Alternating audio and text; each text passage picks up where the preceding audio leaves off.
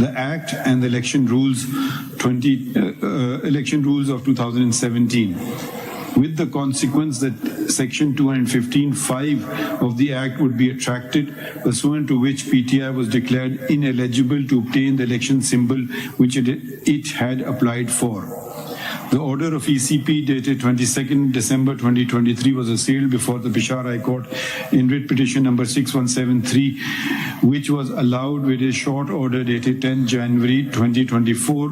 Detailed reasons whereof was given subsequently. Two representatives of PTI had filed another writ petition in the Lahore High Court bearing number 287 of 2024 against the ECP, which was disposed of by learned single judge with a order dated 3rd January 2024, holding that the prayer sought therein could only be granted if Section 215(5) of the Act was declared ultra vires the Constitution.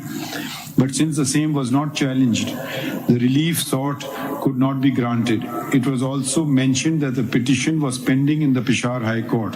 An intra-court appeal was filed against the order of the learned single judge. However, a division bench of the Lahore High Court upheld the order of the learned single judge.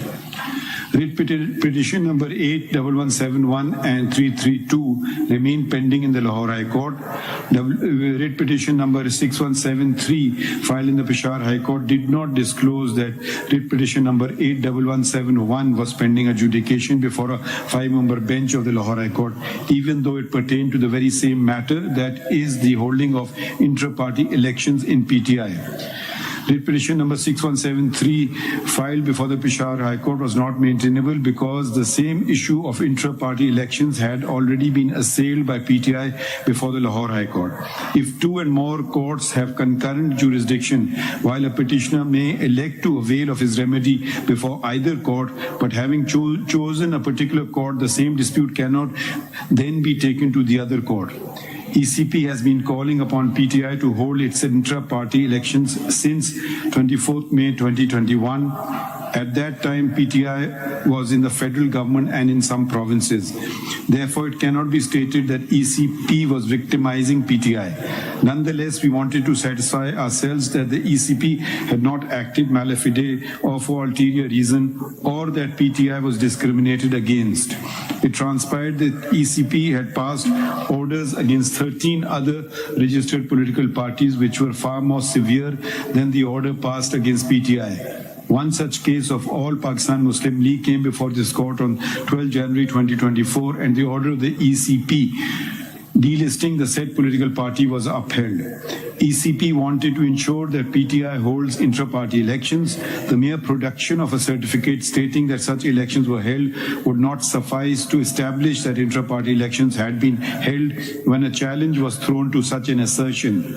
Nor, in our opinion, should ECP concern itself with minor irregularities in the holding of a political party's elections. However, in the instant case, not even prima facie evidence was produced to show that a semblance of elections had been held.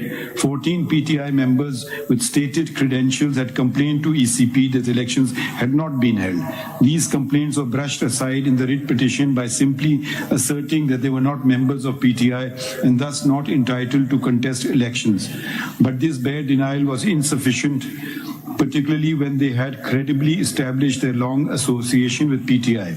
And if any member of a political party is expelled, it must be done in accordance with Section 205 of the Act, but no evidence in this regard was forthcoming.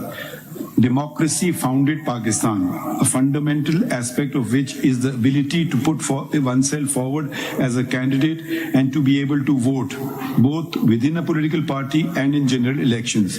Anything less would give rise to authoritarianism, which may lead to dictatorship.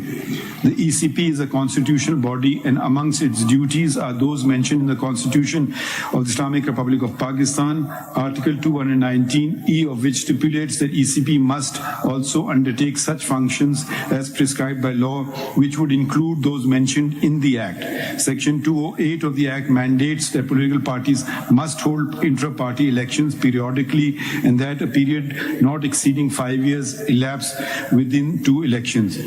It further stipulates that every member of a political party could be provided with an equal opportunity of contesting election for any political party office.